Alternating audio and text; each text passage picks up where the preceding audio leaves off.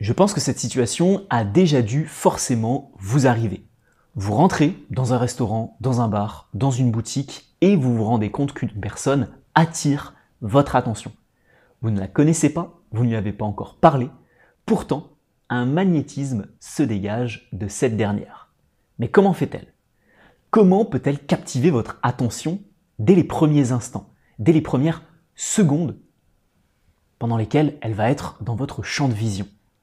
Si vous vous êtes toujours posé cette question, et si vous aussi, vous voulez obtenir ce magnétisme naturellement, on décode aujourd'hui au sein de cette vidéo 5 secrets que ces personnes-là ne souhaitent pas vous révéler.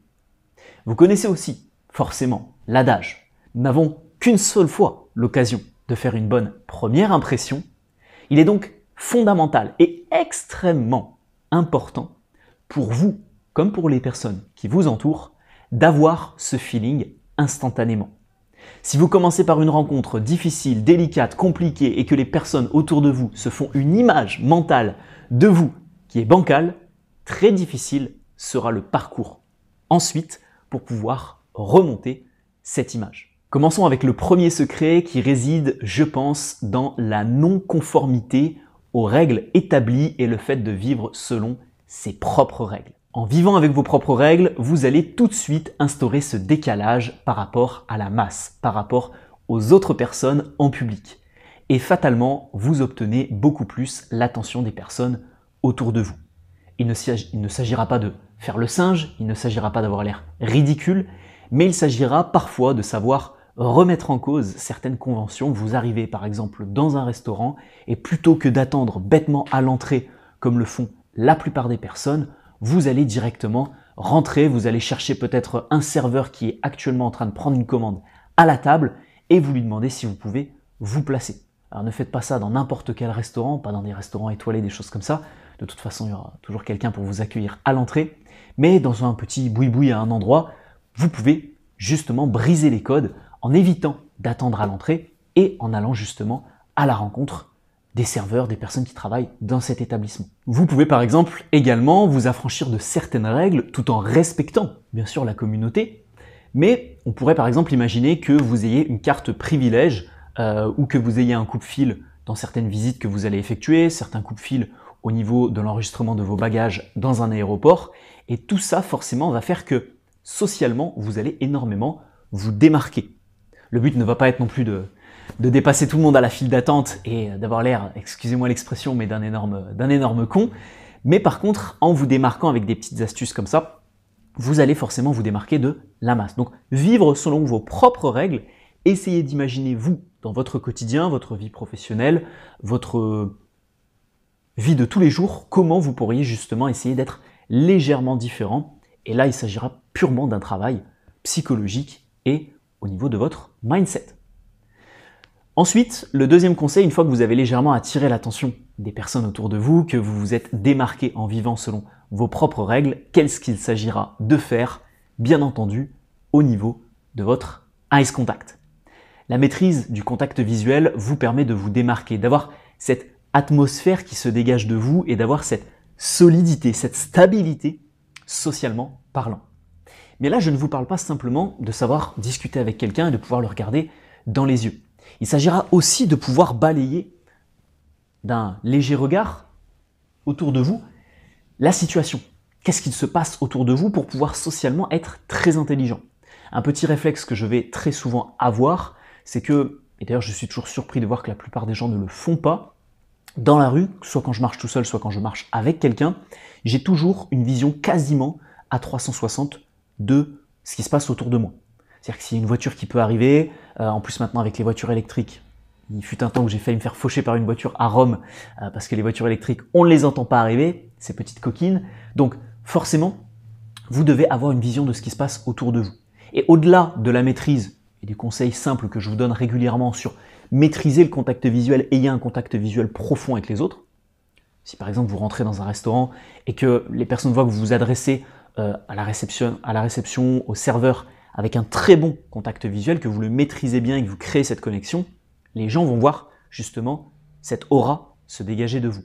Mais en plus de ça, il s'agira de savoir justement regarder tous les éléments autour de vous pour pouvoir anticiper si quelqu'un est derrière vous et qu'il doit passer, plutôt qu'il vous bouscule, plutôt qu'il vous mette une main sur l'épaule, plutôt qu'il essaye de passer comme ça et que la situation devienne gênante, vous êtes assis par exemple, il y a quelqu'un qui doit passer, si vous bougez légèrement votre chaise, forcément, vous aurez l'air beaucoup plus charismatique plutôt que quelqu'un qui ne l'a pas vu et qui se fait racler. Vous savez, à l'époque où j'avais un chignon, ça m'était arrivé 1 ou 2 fois qu'il y avait quelqu'un qui passait derrière et qui touchait sans y prendre garde. Donc forcément, avoir cette maîtrise du jeu social avec un très bon eyes contact et une très bonne analyse à 360 autour de vous, c'est indispensable et c'est l'un des nombreux secrets des personnes qui ont ce magnétisme. À la suite de quoi, le 3e conseil que je vous recommande et la 3e astuce, c'est cette fois-ci de miser sur le look. Le look qui va se dégager de vous. Mais pas un look qui suit les temps modernes, pas un look qui suit la mode et les conventions actuelles. Vous l'avez bien compris.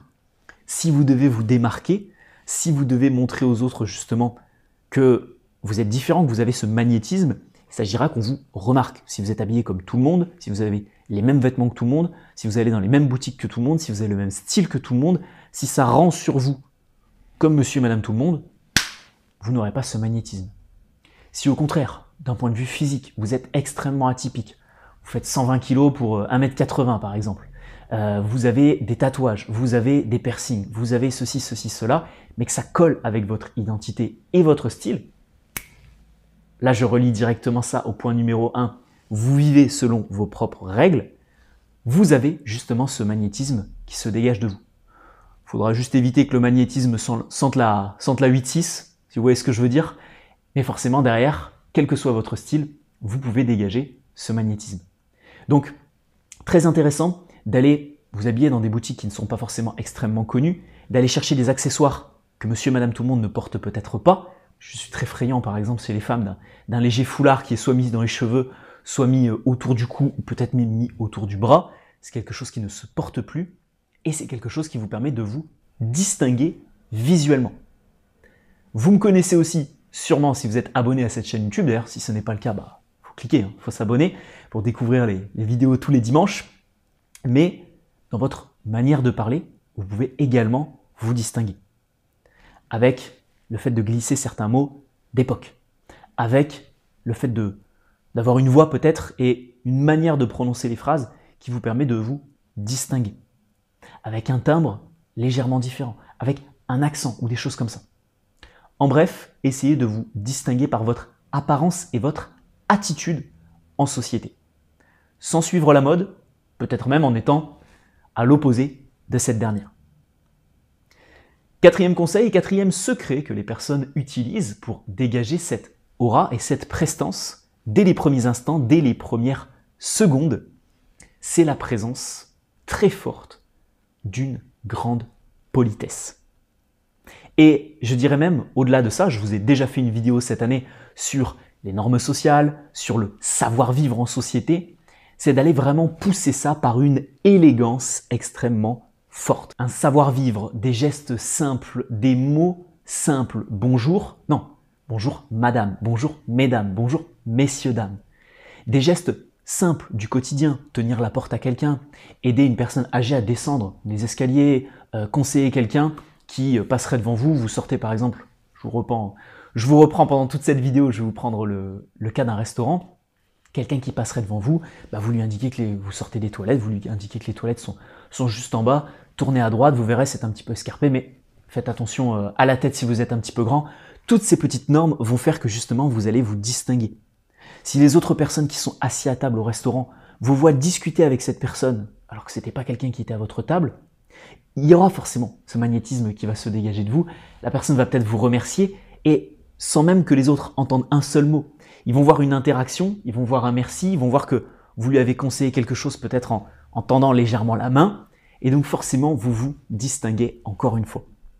Le savoir-vivre à l'ancienne, la politesse, le respect social avec les autres, poussez ça beaucoup plus et vous verrez qu'automatiquement, ce sera très simple de vous distinguer dans une société qui est, je dirais, de plus en plus anti-règles de savoir-vivre, règles de politesse en communauté et qui se renferme de plus en plus vers un indépendantisme profond. Donc ce sera très simple pour vous si vous connaissez les bons codes, si vous achetez 1 ou 2 bouquins sur le sujet, si vous regardez quelques vidéos YouTube sur le sujet, de pousser ça et d'avoir l'être très différent.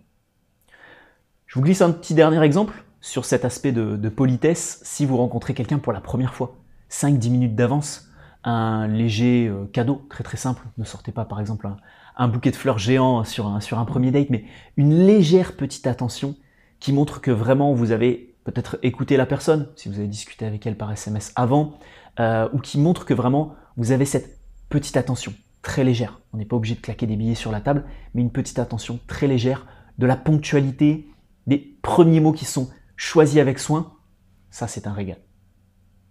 Et enfin, 5e et dernier conseil, on est cette fois-ci sur l'attitude que vous allez avoir. Les personnes qui ont un fort magnétisme dès les premières secondes, on se rend compte que ce sont des personnes extrêmement ouvertes.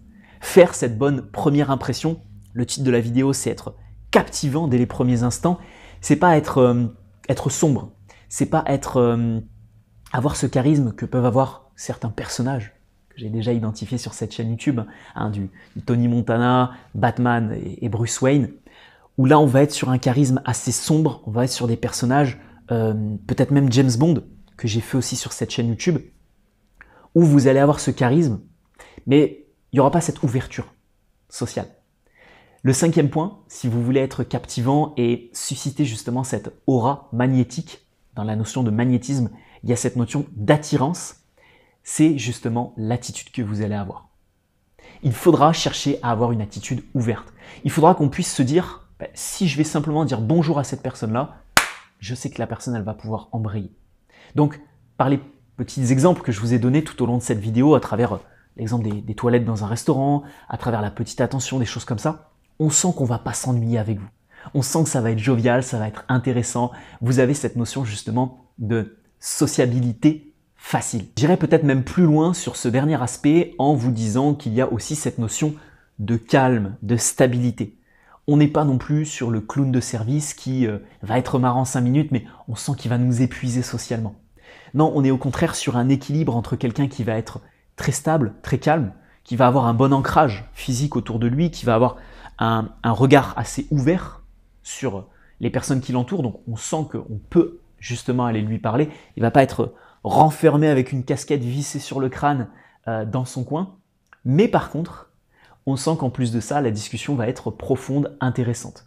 On n'est pas sur un énergumène qui va être beaucoup trop énergique en public. Et je pense que si vous appliquez ces 5 différents conseils, ou même si vous n'en appliquez que 2 ou 3, ça se fera nettement ressentir sur les premières impressions que vous allez faire avec les autres. Bien entendu, il s'agira quand même, en plus de tous ces conseils, d'avoir forte aisance à l'oral, d'avoir aussi une forte communication et une bonne tchatch en public. Et pour ça, rien de tel que de suivre ma formation gratuite sur le sujet qui s'affiche dans la description de cette vidéo et qui s'affichera juste ici à la fin de cette dernière. Une formation en 5 étapes pour vous permettre en 90 jours de devenir une femme ou un homme plus éloquent et plus confiant à l'oral. Si vous avez envie de suivre cette formation, j'aurai en plus de ça le plaisir de vous avoir par téléphone pour analyser votre propre charisme. Alors n'attendez plus, réservez votre place à cette formation entièrement gratuite. Faites de l'année 2025 l'année du changement en termes de communication et ensuite, vous pourrez, si vous avez déjà ce bon niveau, appliquer les 5 secrets des personnes qui ont justement cette aura dès les premières secondes. J'espère que vous avez apprécié cette petite vidéo remplie d'anecdotes et d'exemples. On se retrouve, les amis, dimanche prochain. Pour la prochaine vidéo, on verra cette fois-ci comment avoir cette tchatch. Si vous voulez faire le point, si vous voulez faire le lien avec le point numéro 5, la semaine prochaine, on voit une vidéo sur la tchatch avec 6 conseils. Vous allez être chanceux, 6 conseils dimanche prochain à 18h45 pour avoir cette tchatch en société. Si vous avez encore du mal à trouver vos mots, eh bien, il faudra être présent dimanche prochain et il faut aussi surtout s'inscrire à ma formation gratuite qui apparaît juste là. Je vous remercie pour votre attention. Je vous souhaite un excellent week-end ou une excellente semaine et je vous dis, vous connaissez la chanson, à dimanche prochain.